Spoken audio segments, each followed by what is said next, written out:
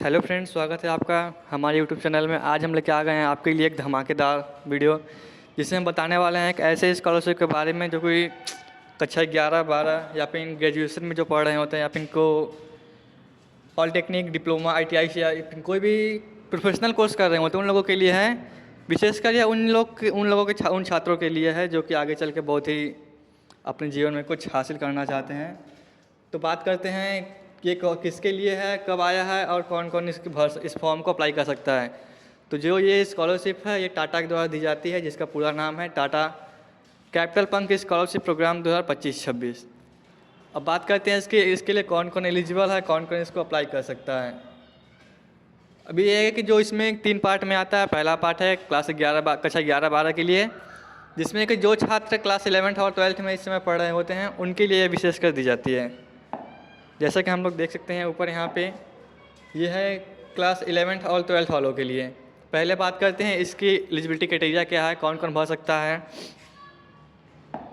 तो पहले इसकी एलिजिबिलिटी ओपन करते हैं यहाँ से।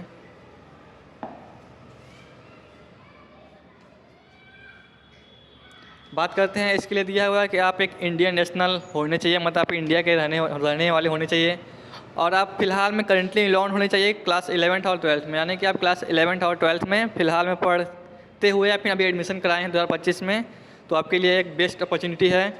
और इसमें बात की गई है कि आपकी पिछली कक्षा में कम से कम 60% आए हुए हो, और फैमिली इनकम जो है कि आपकी 2.5 लाख के आसपास होनी चाहिए। कम भी रहेगा तो भी चलेगा, बेसी रहेगा तो भी हल्का फुल्का चल जाएगा। और सबसे बड़ी बात यह है कि जो आप इंडिया में ही पढ़ रहे हों फ़िलहाल में। बाकी चिल्ड्रन अनएम्प्लॉयड टाटा कैपिटल उसके लिए एलिजिबल नहीं है, यानी कि जो भी छात्र टाटा ग्रुप में उनके पिताजी काम करते हैं उनके छात्र यहाँ पे फॉर्म भरने के लिए एलिजिबल बिल्कुल भी नहीं है। बात करते हैं कि अब इसके कौन कौन से बेनिफिट है, क्या फ़ायदा है, क्या लाभ होने वाली हैं। तो सबसे बड़ी बात है कि जो छात्र 60% से 80% के बीच में लाए होंगे या फिर 80% ऊपर लाए होंगे उन्हें दी जाने वाली है यहाँ पे 10,000 रुपये। और जो भी छात्र 90% से लगभग में आए होंगे उनके लिए दी जाने वाली है 12,000 रुपये। और जो भी छात्र आपका 90% से ऊपर आए हैं उनको दी जाने वाली है 15,000।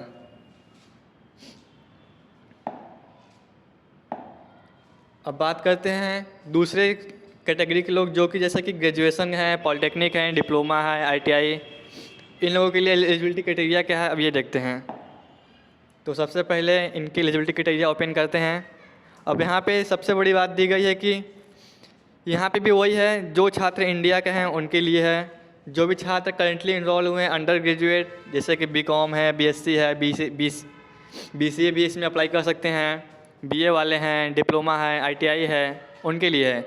और इसमें पिछली कक्षा में कम से कम 60% मार्क्स उनके होने चाहिए, यानी कि उनके पिछली कक्षा में 60% आए हो, और इनकी फैमिली इनकम 2.5 लाख से कम की होनी चाहिए, और वो इस समय अपने भारत के किसी भी विद्यालय महाविद्यालय में पढ़ रहे हों। और जो भी छात्र टाटा कैपिटल के एम्प्लॉय हैं वो लोग इसे भर नहीं सकते, वो लोग इसके लिए एलिजिबल हैं।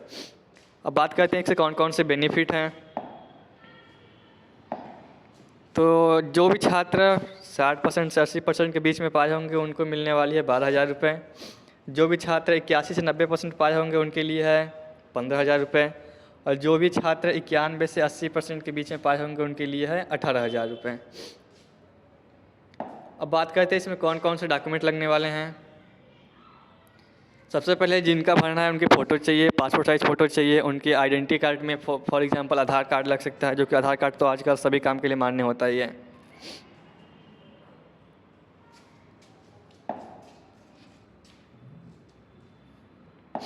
और देखते हैं, आधार कार्ड हो गया, पासपोर्ट साइज़ फ़ोटो हो गया, इनकम सर्टिफिकेट चाहिए, कोई भी इनकम स्टेट गवर्नमेंट या फिर सेंट्रल गवर्नमेंट द्वारा अप्रूव होनी चाहिए। सैलरी स्लिप भी लगा सकते हैं यहाँ पे।